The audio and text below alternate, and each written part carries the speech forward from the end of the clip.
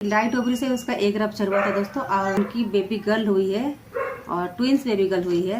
Hello guys, welcome back to my channel. सबसे पहले तो आप सबको मैं बहुत बहुत धन्यवाद बोलती हूँ, क्योंकि मुझे ढेर सारा प्यार दिए। अभी मैंने जो अभी एक वीडियो डाला था उसमें, और कमेंट बॉक्स में भी मुझे पूछे, और लाइक भी आए हैं अच्छे। लेकिन हाँ, सब्सक्राइब करना भूल जाते हैं दोस्तों आप लोग। प्लीज़ सब्सक्राइब कर दीजिएगा मेरे चैनल को। और आज मैं क्वेश्चन रीड करने वाली हूँ। अभी जो वीडियो एक डाली थी उसमें मैं क्वेश्चन रीड कर रही थी, मगर मेरा वीडियो ज़्यादा लॉन्ग हो जा रहा था। लॉन्ग हो जाने के कारण मैं क्वेश्चन कंप्लीट नहीं कर पाई। जो वो क्वेश्चन आज मैं जो आधा हुआ था उसको मैं आज पूरा कंप्लीट करूँगी। जिसका मतलब रिसेंटली जो मेरे पास कमेंट्स आया था, तो और जिसको मैं आंसर दे नहीं पाई, उनको समझ में नहीं आया ठीक से, तो उसको आज मैं यहाँ पे क्वेश्चन रीड करके आपको आंसर दूंगी। तो पहला क्वेश्चन तो दोस्तों आपको दे चुकी हूँ। पहला क्वेश्चन कितना खर्च आया था मैं देख लीजिएगा। जो नए हैं वो नहीं देखे होंगे तो आप देख लीजिएगा कितना खर्च आया था। और दूसरा क्वेश्चन है दोस्तों, अगला क्वेश्चन है तो आपने 15 डे में कंसीव किया था अगले दिन में, प्लीज़ रिप्लाई बोल रही कोई। तो हमारे जो 15 दिन में एक रप्चर हुआ, उसके बाद में हम लोग को गायनी ने बोली कि आज मीट करना अपना हस्बैंड के साथ, आज फुल चांसेस है और प्रेग्नेंट होने का। तो हम लोगों ने उसी दिन ट्राई किया दोस्तों। जिस दिन एक रप्चर हुआ था, पीरियड के 15वें दिन में हम लोगों ने ट्राई किया। और उससे पहले भी संपर्क में थे हम लोग मेरे हस्बैंड के साथ में। और जो एक रप्चर हो गया उसके बाद भी थे, एक रप्चर के दिन भी थे, जब एक रप्चर के पहले भी थे, एक रप्चर के बाद भी रहे। आप लोग समझ रहे होंगे मैं क्या बोल रही हूँ, जल्दी में बोल रही हूँ शायद।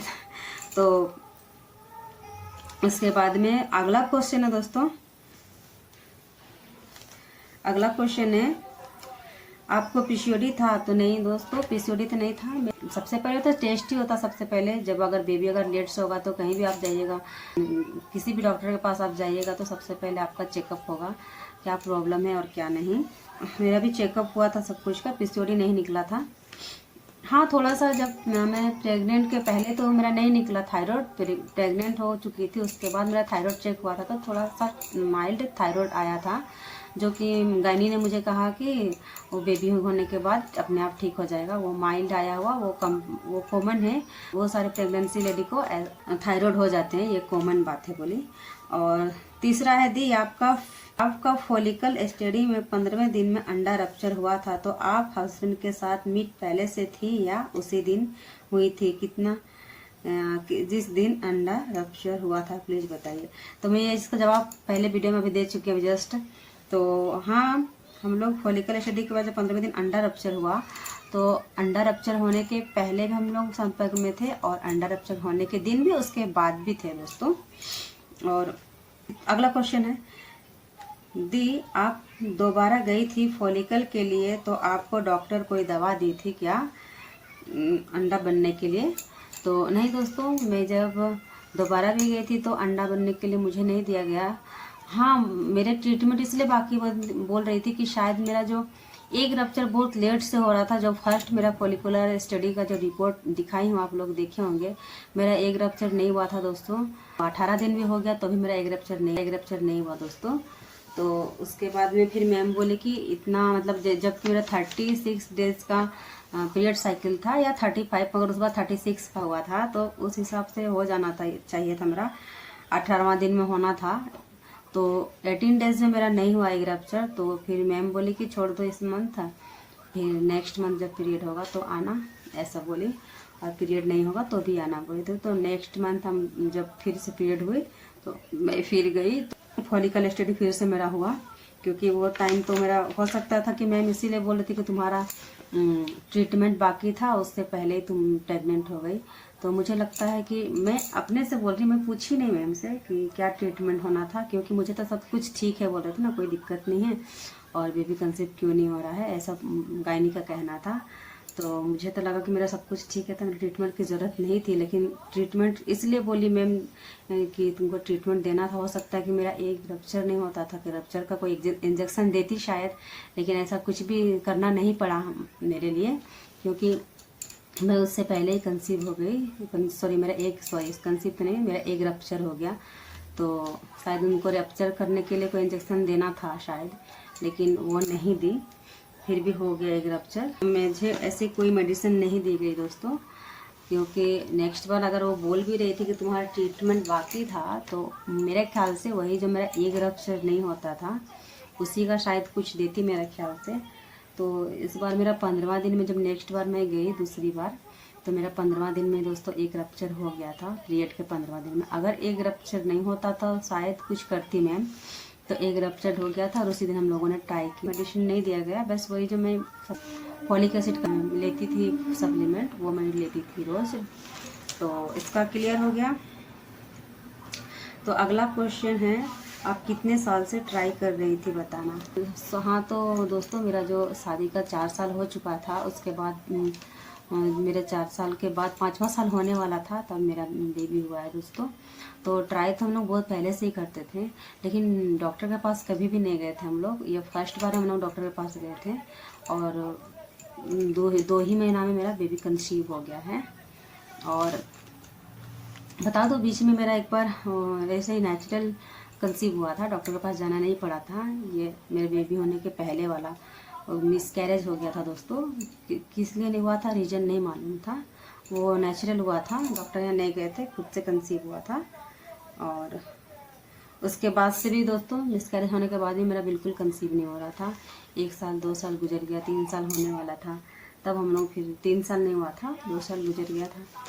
तो उसके बाद हम लोग फिर टेंशन लेने वाली बात थी, फिर हम लोग गए कि क्यों नहीं हो रहा कंसीव। फॉलिकल एसिड के बाद फिर मेरा एक रप्चर का पता चला, तो हम लोग को फिर कंसीव हो गया था।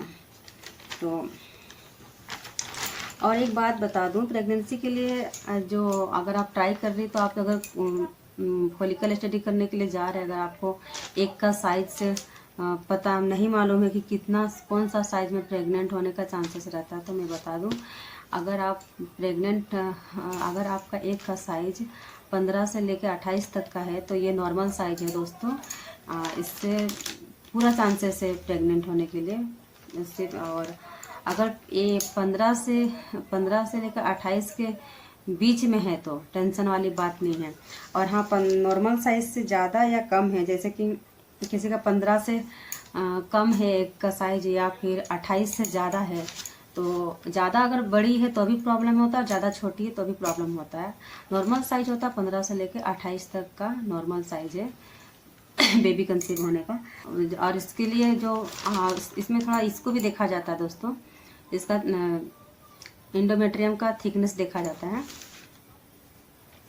इंडोमेट्रियम का थिकनेस कितना 8 से ज़्यादा होना चाहिए, और मतलब बहुत ज़्यादा मोटा भी नहीं होना चाहिए, बहुत ज़्यादा पतला भी नहीं होना चाहिए, 8 से ऊपर होना चाहिए। तो मैं तो पहले दिखाई थी आप लोगों को, मेरा 9.1 था थिकनेस, फिर फिर 15वां दिन में गई तो मेरा 9.7 हो गया था थिकनेस, तो फिर ठीक था दोस्तों। और एक का साइज 20-22 जिसका है, और 23 उसका बेस्ट साइज है दोस्तों, बहुत अच्छा साइज है ये बेबी कंसीव करने का, फुल चांसेस है।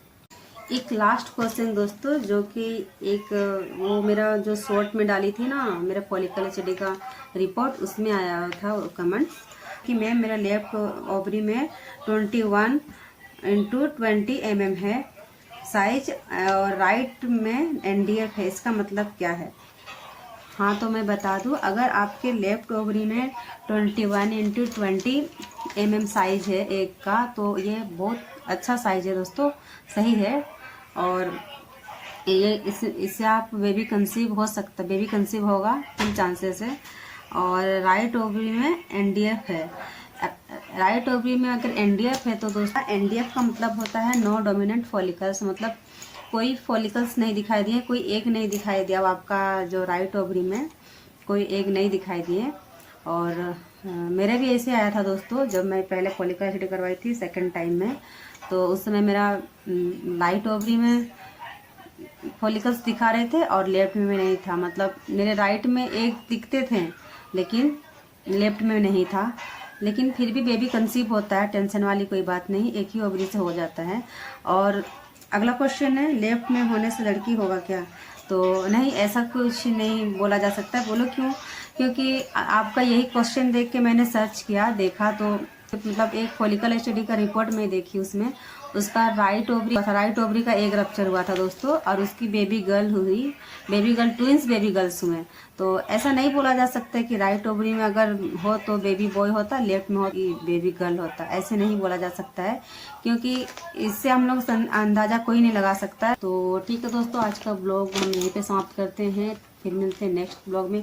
और हाँ दोस्तों, मेरे चैनल को लाइक सब्सक्राइब जरूर से कर दीजिएगा, और क्योंकि आप सब वीडियो देखते हैं तो मेरा चैनल को सब्सक्राइब करना भूल जाते हैं। ऐसा व्यूज़ बहुत आता है, बहुत आता है, बहुत लाइक भी आया हुआ है, लेकिन सब्सक्राइब नहीं हुआ था। तो प्लीज़ आप लोग के लिए अगर मेरा वीडियो हेल्पफुल है तो आप मेरे चैनल को सब्सक्राइब कर दीजिएगा। जो नई है मेरे चैनल में सब्सक्राइब कर दीजिएगा और बेल आइकन को दबा दीजिएगा, ताकि मैं जब भी नई वीडियो कोई अपलोड करूँ तो आपके पास नोटिफिकेशन पहुंच जाए। तो आज का ब्लॉग हम यही समाप्त करते हैं, फिर मिलते हैं नेक्स्ट ब्लॉग में। तब तक के लिए बाय बाय, टेक केयर।